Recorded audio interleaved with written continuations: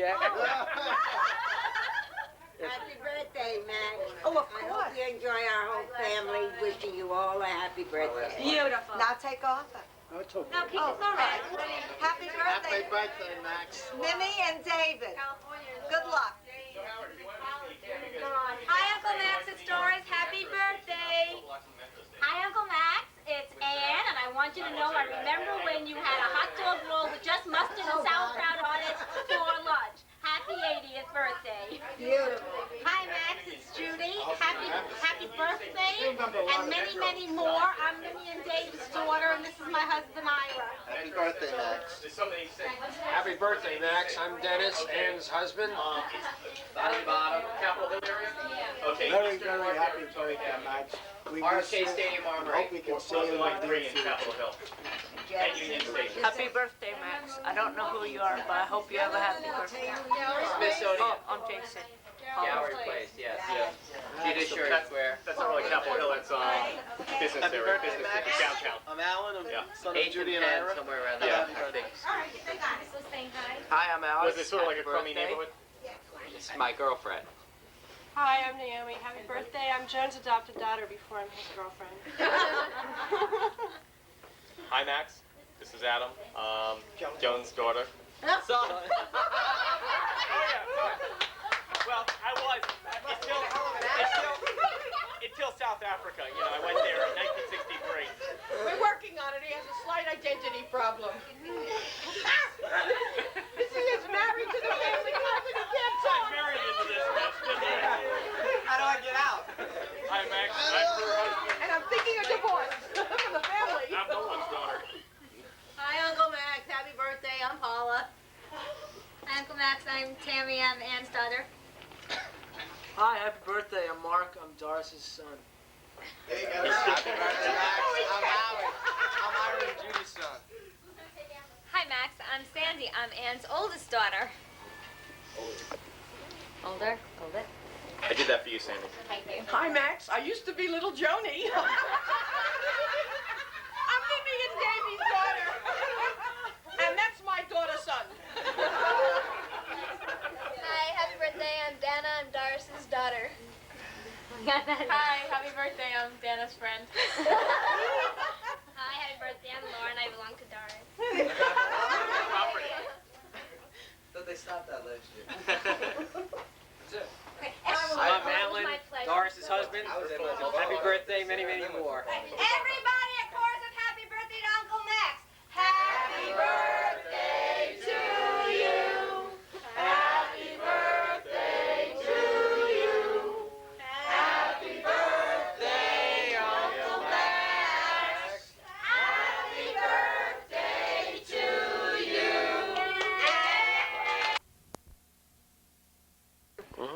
Okay. Hi, Max. Now that you, what?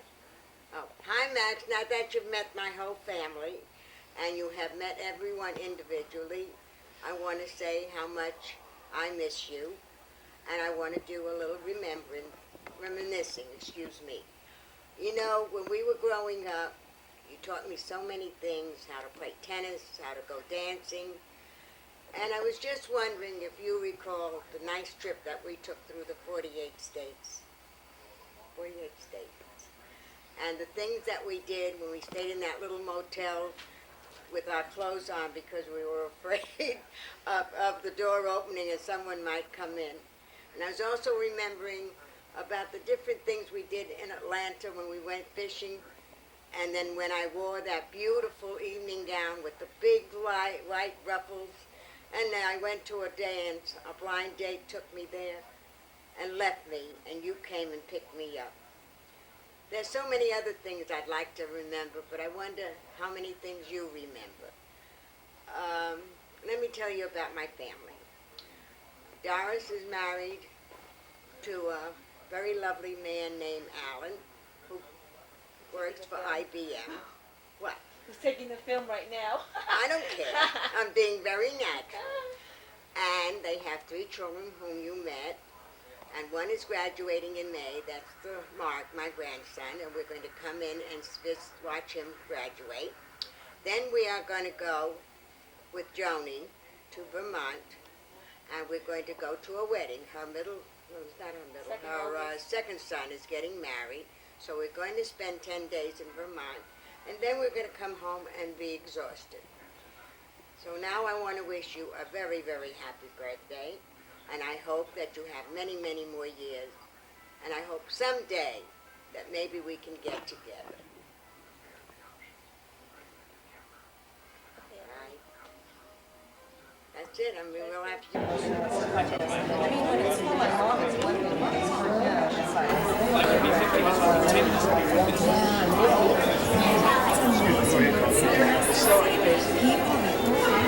This being Robert went into a store. It only works when I have a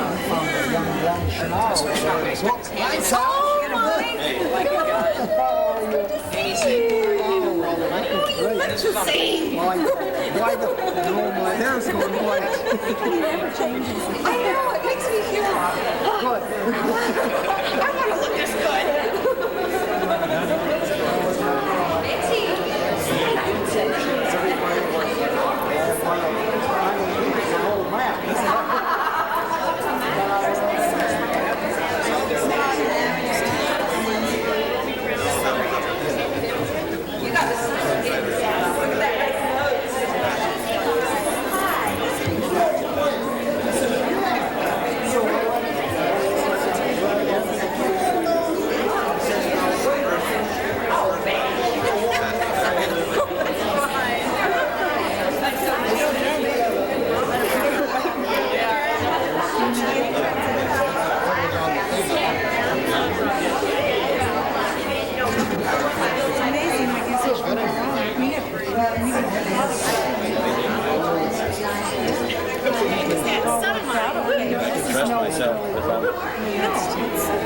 And now, your sweetie told me how Rick was doing. How's Steve doing? Well, he'll be up here next week and get he's out.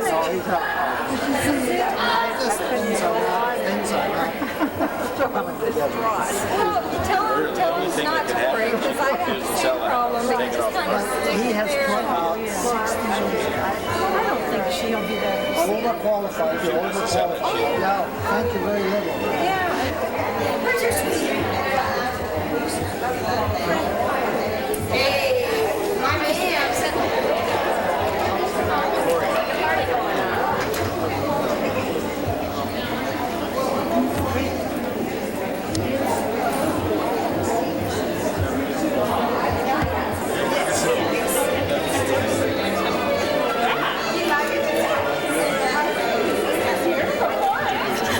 They started there with people sitting down on it.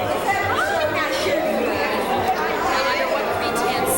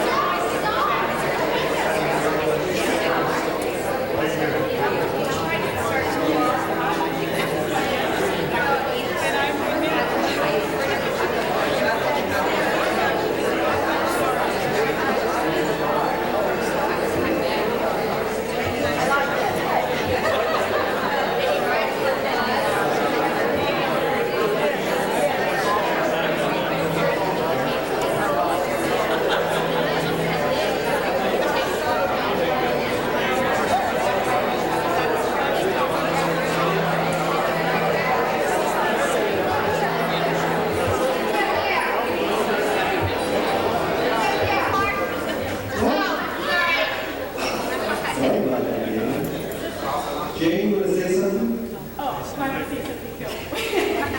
Is it crowd going outside? We're very, very, very busy. And what we're going to try and do is, I think it's still a surprise.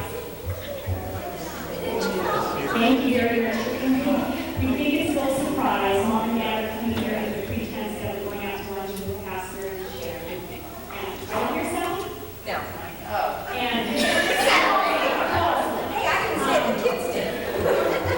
What we thought we'd do for the afternoon is we're going to do This Is Your Life for Max.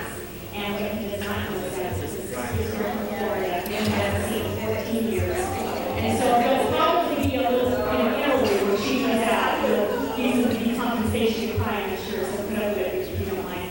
And his aunt, his sister-in-law, my aunt, had made a videotape at their Passover because they didn't know if they could come or not. So if you'll indulge us, we'll show that video of my dad. Before she comes out, so we don't know she's and then what we thought we would do is have different people share if they want to say something.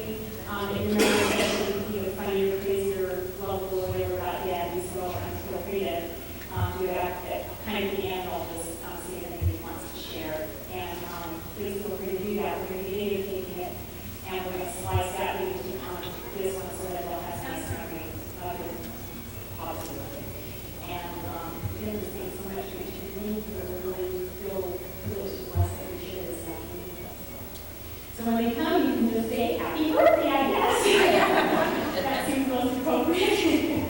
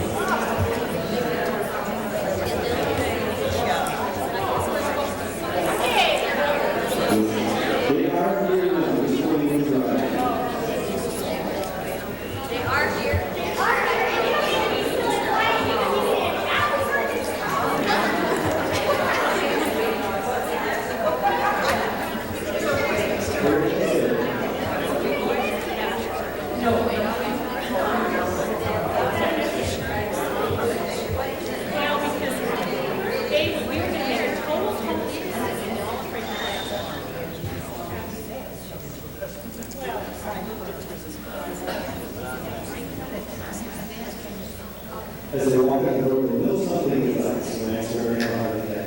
We don't have to be quiet. We don't have to. Yeah. Tell Jane says, Yeah, we don't have to be quiet.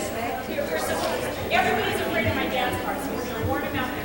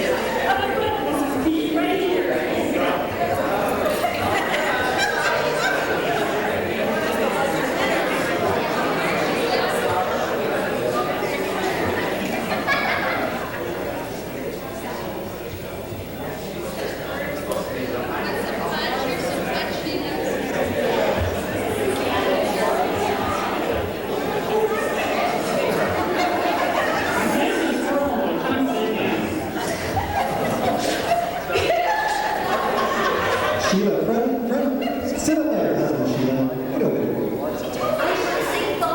Get over here.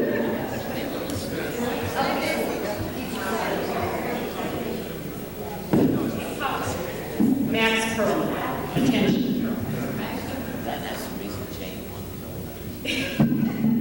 We've been telling little white fibs, pardon us, passage. Okay, Max, we're going to get started with this torture. This is called This Is Your Life, or This Was Your Life. My sister would be up here, except for she did all the behind the work, so I get stuck up here. Max, you were born on July 31st, 1912, to Benjamin Perlman and Pauline Reitberger. They had immigrated from Hungary and Czechoslovakia. They met when they were in New York and when they were in their late 20s. Your father had originally actually been in love with Pauline's sister, but he married Pauline. Your sister Lillian was born on June 25th, 1919. Your family moved when you were young to Atlanta, Georgia, where your father was a well-known dress designer. In fact, the large department store Rich's in Atlanta ran newspaper advertisements offering gowns that were designed by your father. You then had to remain at bed rest for 6 weeks, and during that time, you did something that you never told us about. We had to find out from other people. But you're an artist, and you used a sketch pad for 6 weeks and drew drawings that you gave to your sister, but unfortunately were lost during the move. You and your sister were extremely close. Lillian remembers a lot of times that you got her out of trouble. You were always protecting her and rescuing her. One Halloween, his sister Lillian organized a Halloween party, a costume party for all her friends. And she organized it so meticulously that she told the children what they were going to wear, what costumes they were going to wear. But there was one thing she forgot to do. She forgot to tell their mother. And all the children showed up in the afternoon for their costume Halloween party, only to be told by Pauline Perlman to go away. And Max came to Lillian's rescue and went with her when she had to go out and apologize to all her friends that her mother made her do.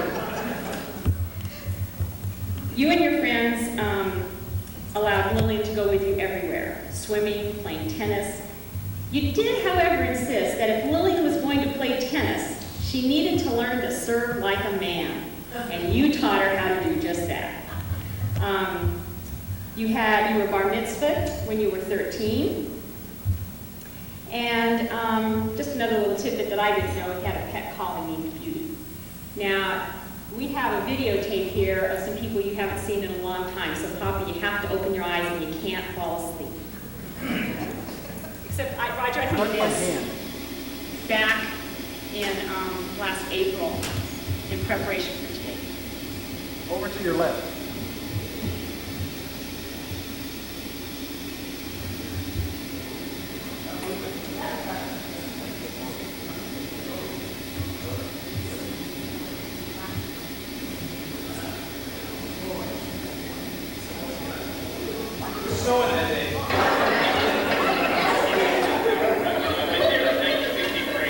We're working on a new flight identity problem.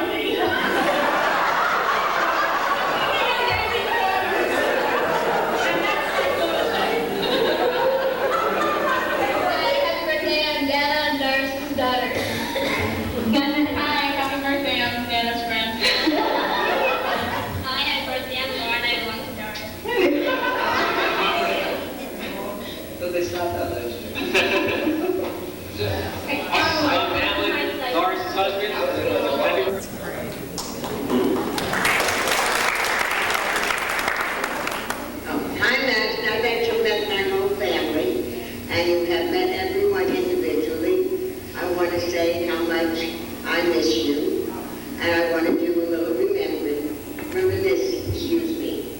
You know, when we were growing up, you taught me so many things, how to play tennis, how to go dancing, and I was just wondering if you recall the nice trip that we took through the 48 states. 48 states. And the things that we did when we stayed in that little motel with our clothes on because we were afraid of the door opening and someone might come in. And I was also remembering about the different things we did in Atlanta when we went fishing. And then when I wore that beautiful evening gown with the big light ruffles. And then I went to a dance, a blind date took me there and left me, and you came and picked me up. There's so many other things I'd like to remember, but I wonder how many things you remember. Let me tell you about my family. Doris is married to a very lovely man named Alan, who works for IBM. What? He's taking the film right now. I don't care. I'm being very nice. And they have 3 children whom you met. And one is graduating in May. That's Mark, my grandson, and we're going to come in and watch him graduate. Then we are going to go with Joni to Vermont, and we're going to go to a wedding. Our second son is getting married, so we're going to spend 10 days in Vermont, and then we're going to come home and be exhausted. So now I want to wish you a very, very happy birthday, and I hope that you have many, many more years, and I hope someday that maybe we can get together.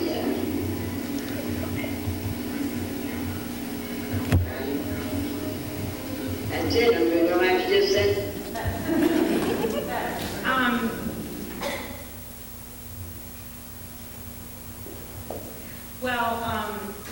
Aunt Lillian and Uncle Arthur weren't able to finish everything that they needed to say on this tape. And they needed to escape the hurricane, and it actually just blew them here. And so Aunt Lillian and Uncle Arthur.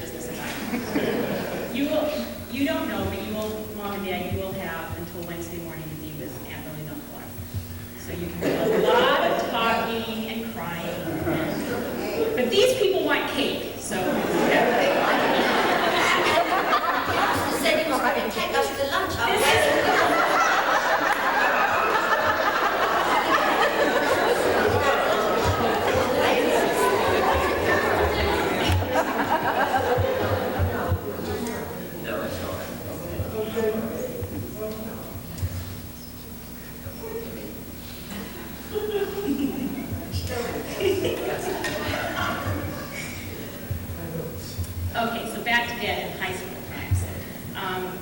He didn't go to like I said, segregated high school. He participated in the ROTC. These are all things that he never shared with us. We had to wait till, Lillian and Arthur came to tell us. He plays the saxophone. And actually, he played the saxophone, Lillian played the piano, and another friend of theirs played the violin, and they used to play, in various places, right? No. At home. That was in other places. Okay, pardon me. In 1931, Dad, you were graduated from Boys High School, and you went on to attend Emory University for 3 years, followed by 1 year in their medical school. During your time in medical school, this is important for all of you who haven't seen the pictures that are out there. There's pictures up here when my dad had hair. Long, curly, thick hair. But my mom never saw him with hair because, when he was in medical school, and they, unfortunately, in 1935, your mom died and you were heartbroken. You left school, you purchased a grocery store, but your kind-hearted ways prevented you from being a good businessman. Does that sound right? As you allowed every needy person to purchase food on credit. 6 months later, you had to sell the store. But together with your sister Lillian, you purchased an old Ford, and you took the trip that Aunt Lillian referred to across the whole United States, coming all the way out to California. It was a trip that lasted 3 months. And as you notice, I know about this trip because my dad did share that with me, and it's one of the memories that Lillian has too. So you share many precious memories of that trip together. In California, you were typical tourists. You visited Ciro's restaurant in Hollywood, and the home, which was then a famous restaurant. It was the home of famous movie stars that I don't remember it all, but Anne Shirley, Patricia Morrison, and John Payne. But you were too frugal with your money to treat your own sister to a show. So you stood outside and watched the movie stars go in and out.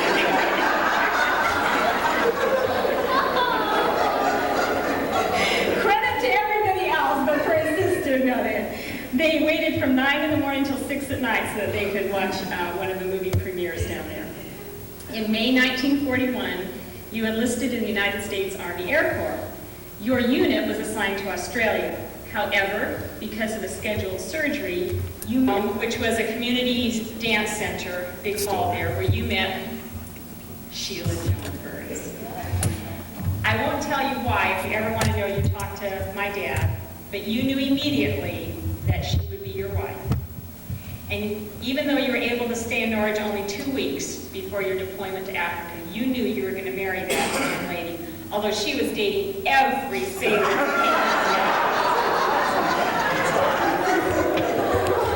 It's my mom's birthday on August 31st, and so one tale on my mother, besides, this is going on videotape and they get to keep it, so I get to tell this one tale on my mom if you don't know this about my mom, and then we can sing happy birthday to her later. But my mom loved going out dancing. She would sneak out of her house at night when her parents thought she was in bed. She'd sneak out to go dancing. And but worse, she would go to the dance hall with one young man, and after she got there, she'd decide, not such a great date.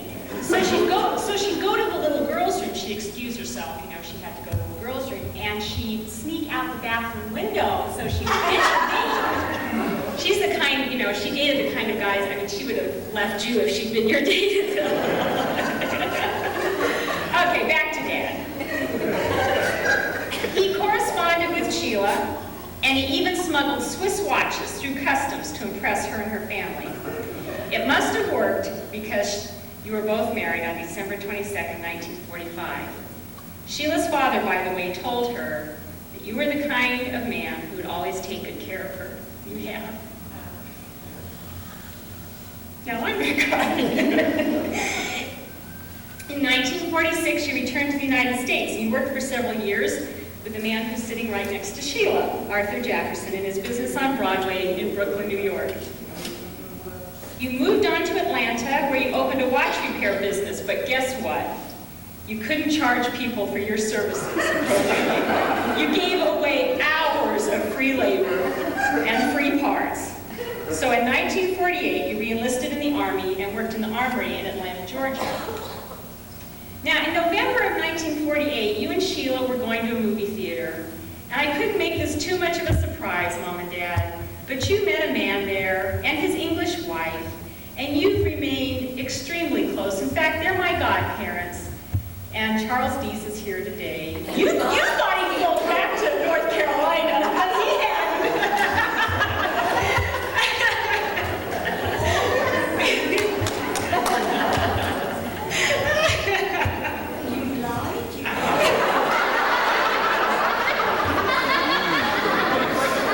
Now, for everybody who doesn't know, Charles Deese came into the airport last night and stayed at the Holiday Inn and was with my mom and dad this morning, and he told them, and he did not lie to them, He told them that he had to be out of his room at the Holiday Inn at noon, which he did. He checked out. And he said someone was coming to pick him up, which I did. And Charles is going to tell you a few of his memories a moment ago.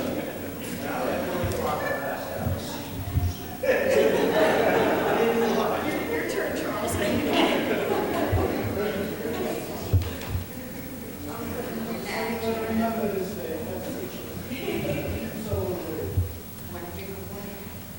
Gee, that sounds like another skyscraper up here. I don't know what.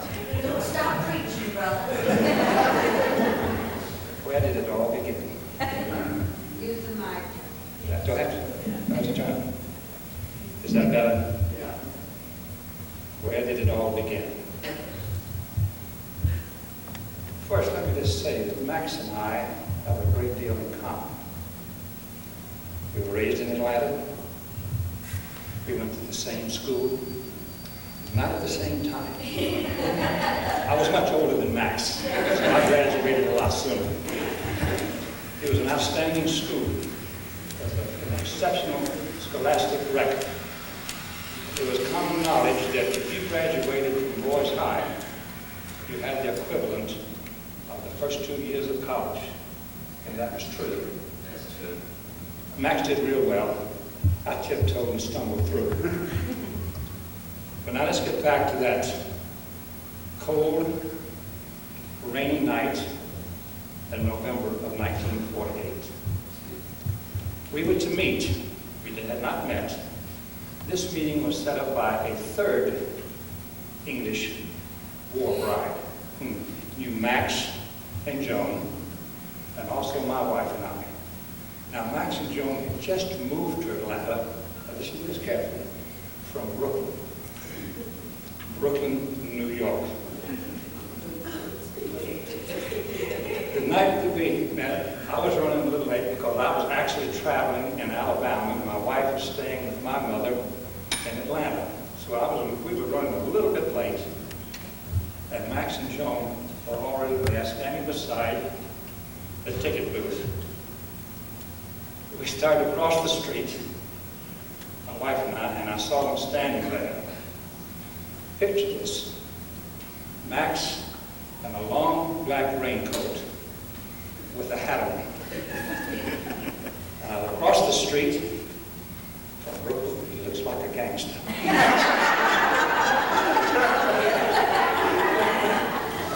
I said, he's got his dollar with him, but there she stands. Across the street, and we got to talking and introducing ourselves. There he is. He looked like a B-movie gangster. And so we got to talking with Joan. Now, we called Joan by her middle name, not Sheila.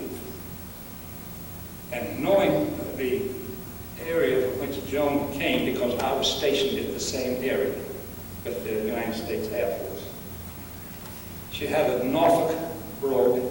It's different from anything in England. And she had just lived in Brooklyn long enough to pick up that Brooklynese. So as we started talking, I said, she's brought his dog southward.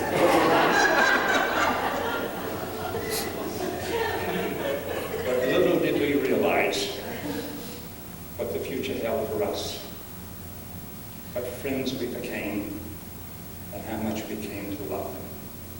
And we have since November of 1948. Now let me go back a little again to Max and I. We have a lot of things in common. From graduating from high school, being in the same town, we joined the Air Force. We both wound up in England. We both married English girls, and we still married. We're in the minority today because we're still married. So there's a lot of things. But what about our lives together since then? What are some of the things that we've done that we have laughed about, enjoyed over, and cried over? You're talking about that jewelry store, that watch repair shop. I knew all about it. It was an 8 by 8 by 8. And it's true. Mac couldn't make any money because they did everything for nothing. So So then he closed it and then he joined the service. The company that I was with transferred me from North Alabama to Savannah, Georgia. He joins the service and we're based in Savannah, Georgia. We're right together. And what did we do in Savannah? Well, I didn't make any written notes. I'm going to talk ad-lib to you, and I may move back and forth sometime. But in Savannah, a nice little duplex, my wife and I lived in an apartment. There was a train that left Savannah every morning at 6 o'clock, going 275 miles to Atlanta, arriving there at noon. Max and I would put our two wives on that train.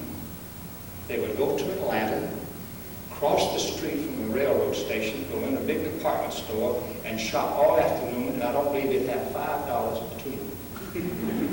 And they would come home, they'd leave Atlanta at 6 o'clock, and that was Max and I waiting at the station for them at 12 o'clock when they come in. Many dinners.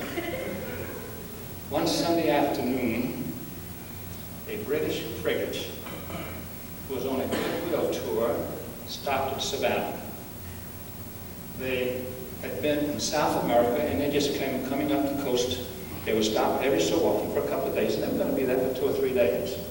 There wasn't anything we had to do but go to the open house on Sunday afternoon. What a time. We invited 2 of those sailors home with us that night. And that's where it began. We started singing songs like P.O.P.O. piano, piano. Remember it? Then we started an English folk dance, Knees Up Mother Brown. We just had time and time. Am I right? That's how close we became. You know something, Max? Come up and step. Come on. Come down here and I'll talk loud enough here to get it. Right? You can stand up. Come on.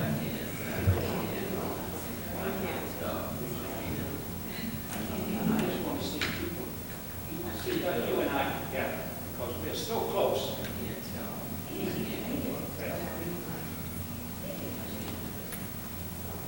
I wish you would come up and stand beside me. You want me to stand? I'm better looking at Because we were quite a pair. Max and I were quite a pair. And we are very good together because we look so much alike. We are as close as brothers. We do. We belong to the same family because we belong to the family of God. He was always the best looking of the 2 of us. But I was always the tallest. But he always took advantage of it. Let me give you one example of this. We would start out, and he said, "Wait a minute, Charles, is my part straight in my hair?" Can you imagine him asking me?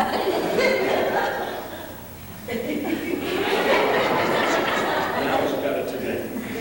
Yeah, but can you imagine, is my hair straight? Let me ask you a question. Have you ever in your life known him? Or have you known anyone who told you they knew someone like Max Broder? He can be so contrary. And at the same time, he's so lovely. There's only one. I think God threw the motorway when he made it, because he is one and only one. I've never known anyone like him. I've never heard anyone else say they've known anyone like him. And that's him. And that's him. That's what makes him so lovely. That's right.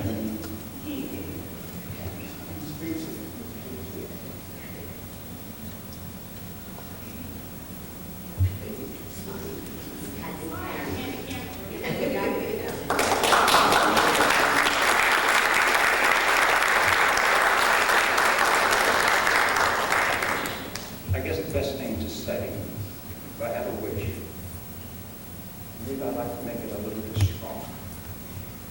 And I would like to include each of you. And I would like to offer a prayer to God that He allows Max many more birthdays of happiness and good health and laughter. Amen. Happy birthday, Max.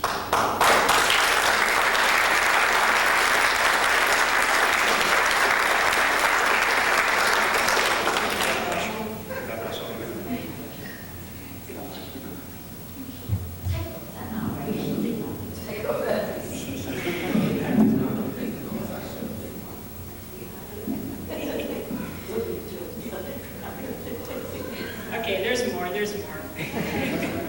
Not too much more, not too much more. Boring, Jenny. Don't make it boring. Has this been boring? Okay, well, the rest of it's quick. We don't have any more surprises. They're all sitting in the room. Because the next thing that happened in their life was I was born. On November 30th, 1949, Jane Elizabeth entered your home in Savannah, Georgia. Atlanta, Georgia. You were living in Savannah. Atlanta. Pardon me.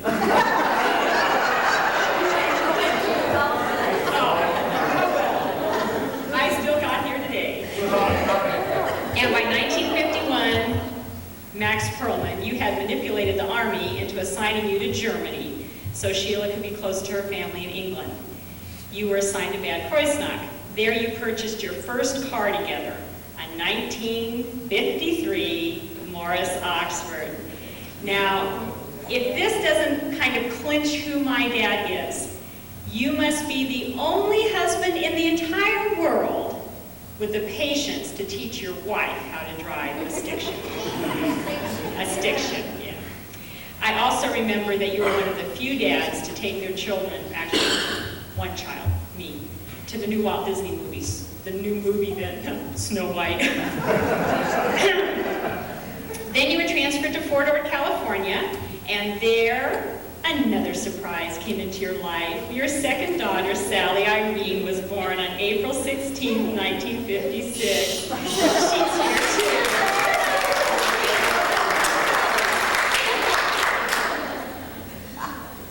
too. While there, I attended after-school Protestant religious education led by Georgia Rushton and Ethel Groff. And if we could have manipulated, Ethel Groff would have been here, but she sent a note.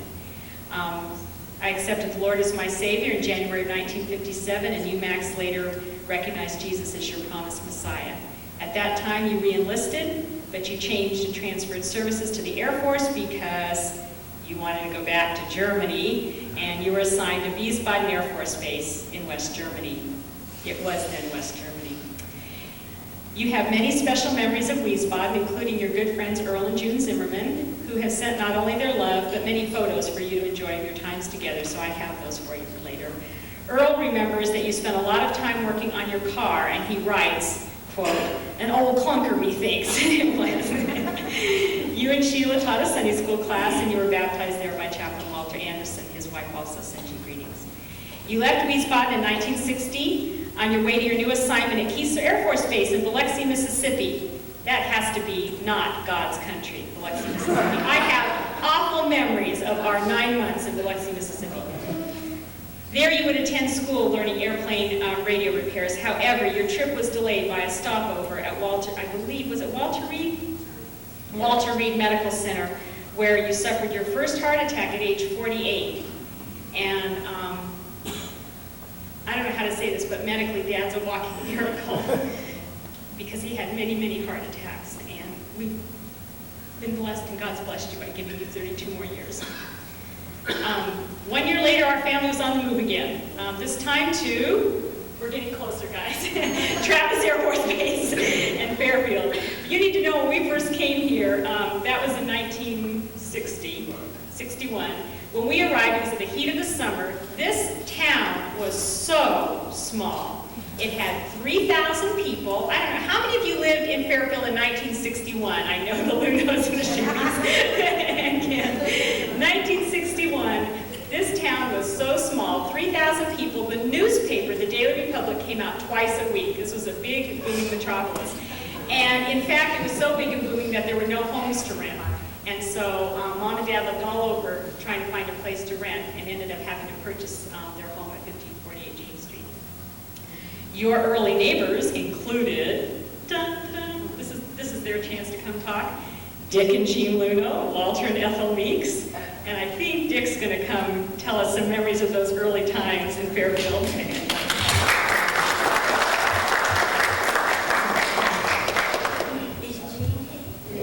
I was just informed I'm not to talk long. I won't say that. My first memories of Max was with that 1953 Austin Ford. What is it? The only guy in the world who would bring those over from England. This place from Germany, anyway. But that was a rare old car, wasn't Max? We have had many, many happy times together over the years. I guess in 1962 we met you through Ethel and Walt, because they lived up the street a little farther, and we met Walt and Ethel while we were house hunting that time also. But over the years, we've had our problems, and we've had discussions and cousins and whatever, I guess. He got me on the phone the other night, and we had a Bible drill for an hour. It was really fun, and then he says, "Sheila's just coming in, I gotta hang up." I told him I wouldn't tell him. But Max, I have to concur with what your friend said. You can be the most cantankerous old man. So we just wish you, and as I put in my card, I hope you have another 80 years. Good luck.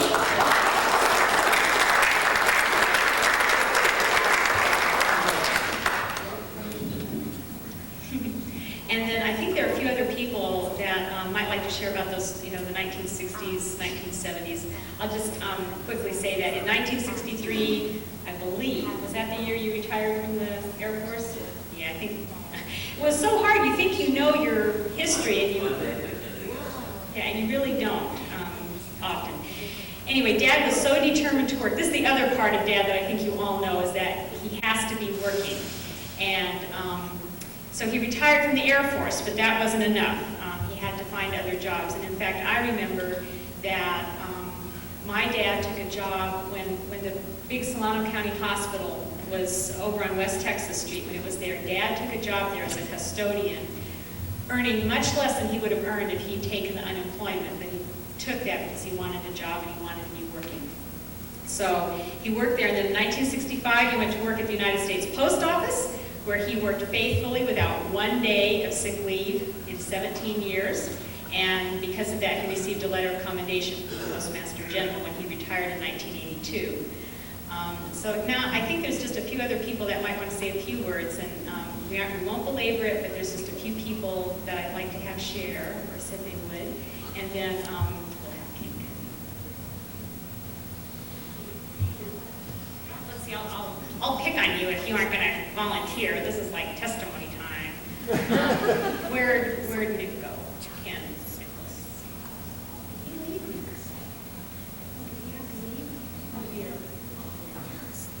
Will you come say just a few words?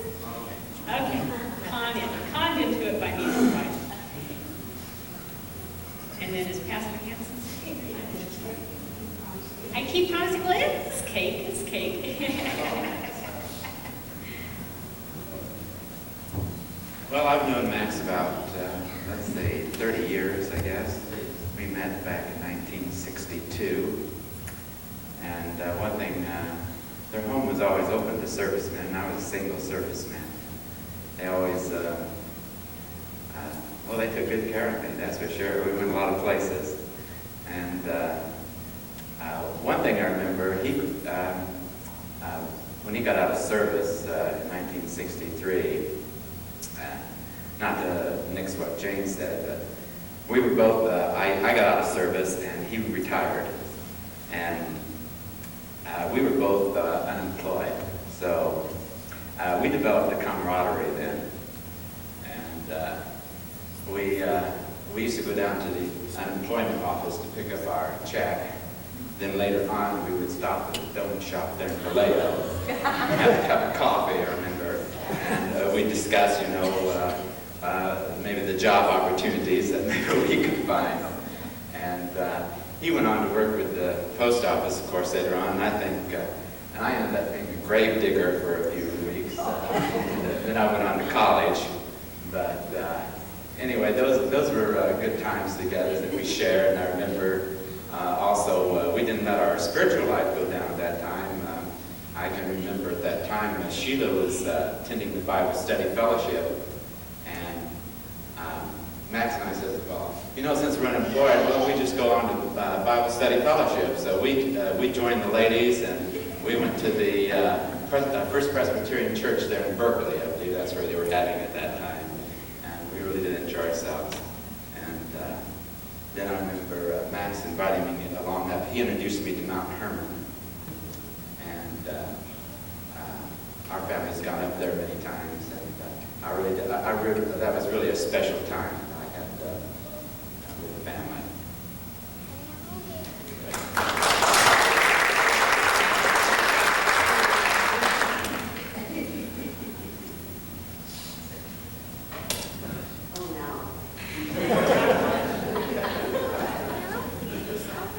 I'm going to preach now, so we want to come back tomorrow morning.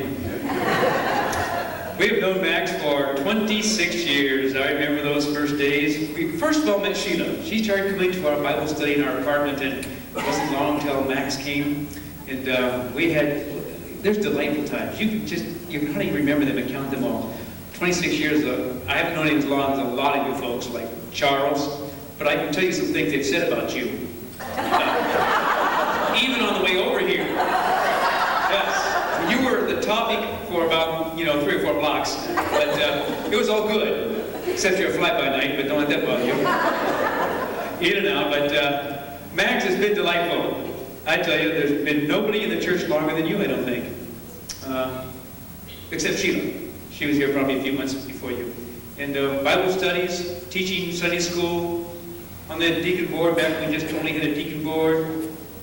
He was our janitor. Oh, some of the funniest things ever happened when Max was janitor. Not because of Max. We were renting the Moose Hall, Veterans Memorial Building. Thank you. See how the mind goes when you get this old? I'm forgetting for him. And there were times when they'd have luau's over there in various ethnic parties, and instead of taking their food home, they would literally take their big bowls of salad and just dump it in the corner of the room. Max had to come and dig it up and to get it out. Oh, we had some great times. Oh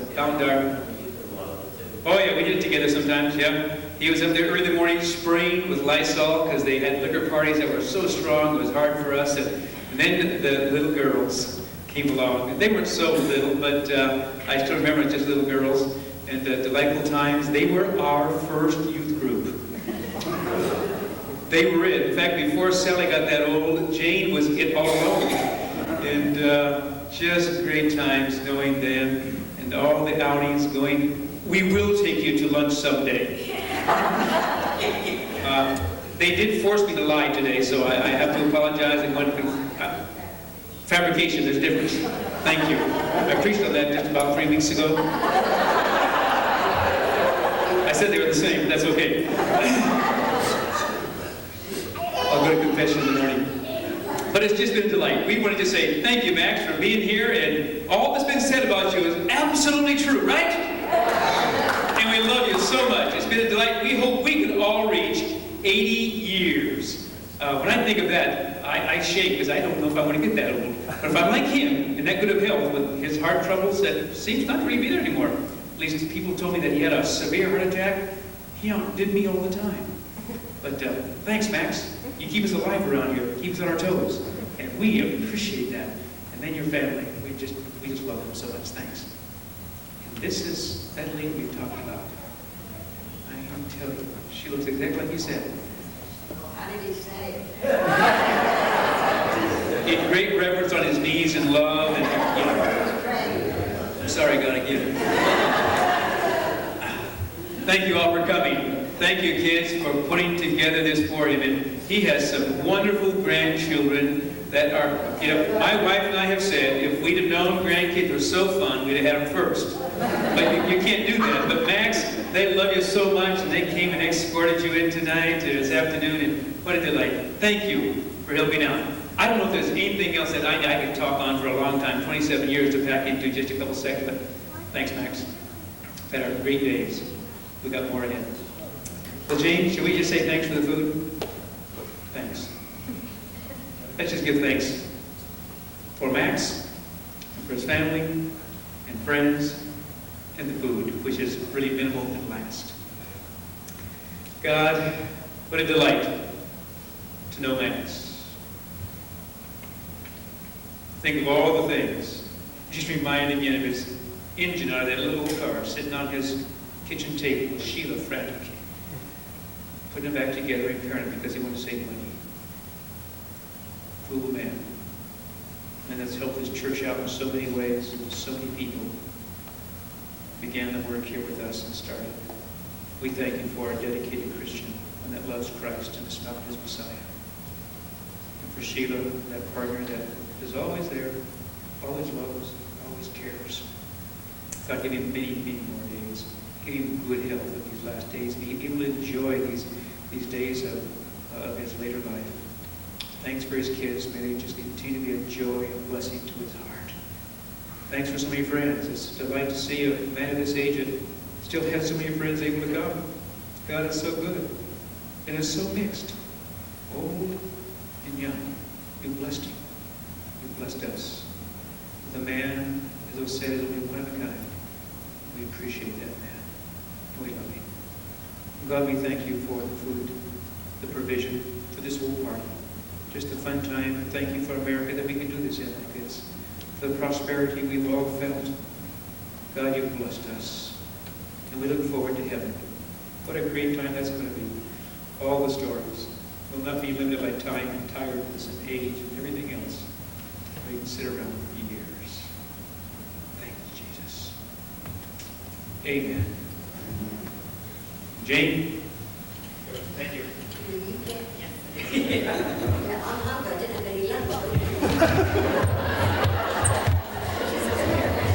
With this, we'll put the microphone away, but I do want to just thank you very much, all of you, from Carl and Sal.